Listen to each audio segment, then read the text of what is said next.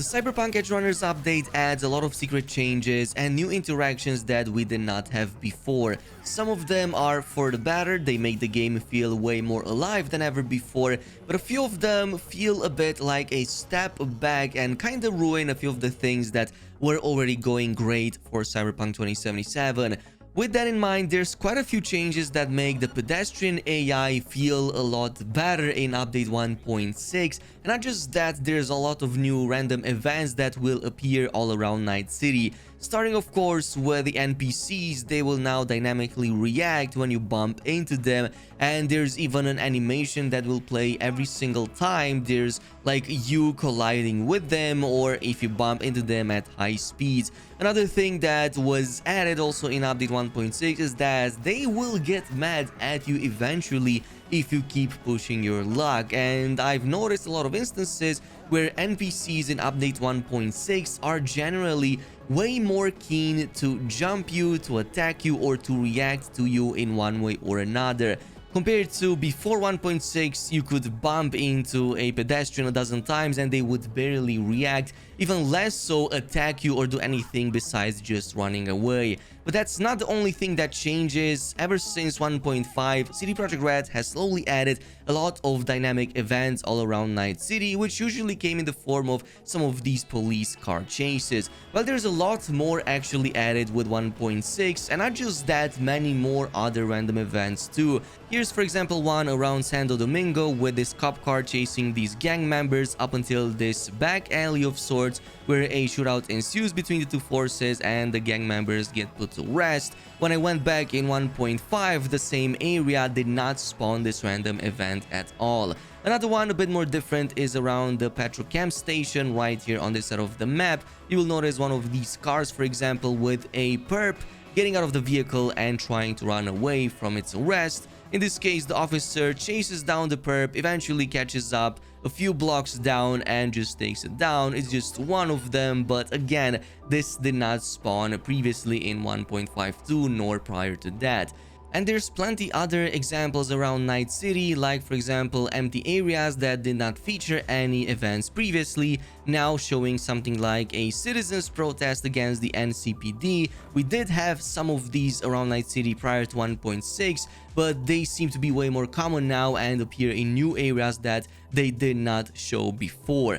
Or this particular cop car around Watson on this side of the map. When you get close to it, you will hear it blasting through its speakers some not so advertising friendly kind of content that, yeah, eventually the cop will get pissed at you because you're interrupting, well, their business, and they might even attack you if you're not moving away. So just a few of these examples, and you can pretty much spot them on the map with the yellow NCPD marker appearing when you get close to them. So this is how you can distinguish them from other random events. Gameplay has also suffered quite a bit in the good sense, especially some of the old weapons that were underperforming are now way better. Like for example, the Yinglong had its EMP chance increased by a lot in 1.6, so now when you shoot at targets, you will notice a lot of these EMPs spawning all of a sudden, sometimes even back to back if you are lucky enough. What you're seeing right here is a very unoptimized build, yet the EMP is still very strong. It affects a very large area around the primary target, spreading that effect to other targets nearby and also applying a dot of electricity on the primary one as well. Looking really awesome in this case, despite me running with this pretty bad build for this specific weapon. The divided we stand is probably even better. Now, there's a chance for some of the random bullets that you shoot with this to also cause a cloud of toxicity that also instantly applies a toxic dot on any target that gets close to it. And pretty much any, well, bullet that misses the target has a chance to apply that cloud. And once you get a few targets in it, it's insane how much damage it can deal, stacking those damage numbers very quickly and even giving you the possibility to clear out an entire group very fast, as long as, yeah, they're pretty close to one another. Just one of these examples, but totally in love with Divided We Stand in the new update. There's plenty other changes, of course. Let's also talk about a few ones that are not so great. One of them is for the Arasaka Tower, or in this case the one we could access during the heist mission. Previously, you could jump over the fence, eventually, yeah, just get near the lobby area, maybe use the nearby police forces to open the door for you, get inside and go all the way up to the top of the tower in case you wanted to do some exploration, some glitching, or maybe even getting some of the items that you forgot over there, like the Satori and its crafting spec on top of the building. It was totally possible still in 1.52.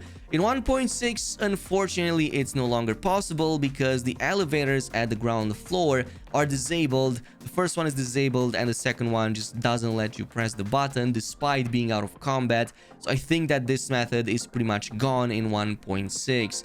Another one that is a little bit unintended is in regards to some of the shops and specifically to some of the items sold into it. In 1.6, when you head over at the Jinguji around the city center, you will notice that now it also sells one of these brand new Senko LX submachine guns. It's a very powerful one. I really like it. I'm glad that there's vendors that sell it, but unfortunately this takes away from its previous stash from 1.5 and before that. Jinguji no longer sells, for example, many of its legendary items and the crafting specs that it did have prior to 1.6, and this is a theme that I've noticed with other such shops as well, that lost their ability to sell some of these high-end legendary items that looked great, and I'm not really sure how you can access them in 1.6 anymore. There is some good news though, outside of just the transmog system, which I believe is amazing. There's at least one new clothing vendor added in Night City, and that's the one that you get from the Ballads of Buck Raver's side mission or gig that you do with Johnny Silverhand. Eventually, if you do it, he's gonna give you access to his stash of samurai-inspired items and clothing pieces, but in 1.5, once you got that and came back, you could no longer access that stash any longer. In 1.6, that's no longer the case, as this vendor is now transformed into a clothing shop, so now you can always go back to him and access the same items. Even more so if you bought these at a lower level, for example like me, and come back to level 50, it will replenish that stock and give you the same items with the maximum level as well, including the legendary samurai t-shirt and many of the other jackets and clothing pieces too. Speaking of things added to previous gigs, we do know that Tiny Mike is the new character that we saved at the end of one of the new missions added in 1.6, also the one that would give you the hypercritical rifle. So he actually makes his way towards Afterlife after you finish that mission with him, and not just that, he is also being mentioned by Big Pete during a side gig with him. So if you head over to Afterlife, you'll notice that he is now sitting at this table right here enjoying a drink. In this case, there's a slight bug happening, so just ignore that for now.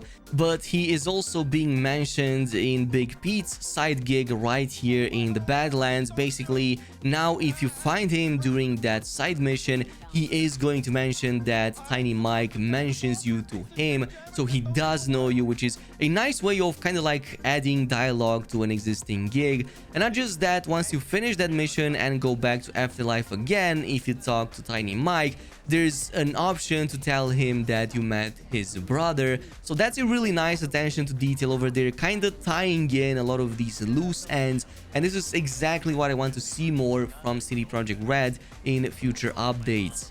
But let's keep on going with a few quality of life changes. One of them is for the Gun Whisperer perk in the engineering tree. Prior to this, if you were using that with a Nekomata sniper rifle, for example, this would cause it to shake a lot. Like, you could barely aim anything because the shake on this was pretty insane, despite the fact that it should have behaved a lot more stable. Well, that was addressed in 1.6, and now I'm pretty sure that the Nekomata is one of the best rifles in whole Cyberpunk 2077. It's basically dead on the target, never moves, makes headshot sniping so easy, even more so since this kind of passes through walls. So yeah, definitely something that you should consider if you want to roll with a new build and not have to worry about the camera shake.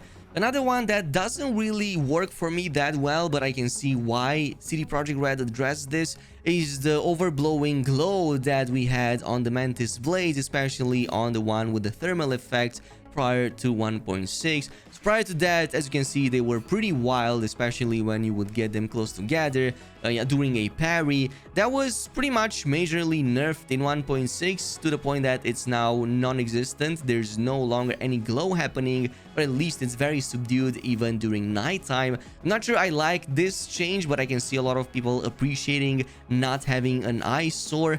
At the very least, I kind of hope that for the electrical variant they kept it, because it looked pretty balanced and nice in 1.6, but again, that was also nerfed. The upside here is that the character preview now properly shows that you have your Mantis blades out in the character preview, which was not possible prior to 1.6. So nice attention to detail over there, really appreciating it, and the fact that you can see your character with its equipment on as well. Another nice change is for the Slaugh-O-Matic vending machines, which previously would sell you a gun for $630. In the new update, it costs only €100 to get one of these guns. So yeah, that's pretty nice, even though you probably wouldn't use this as often as you might think. In any case, there were plenty other changes too, even a nerf to a very popular early money farming method with the target analysis, which was kind of brought to its knees in the new update. But it is what it is. If you know any other secret changes and cool new features, totally let me know down below in the comments. Thanks so much for watching, and until next time.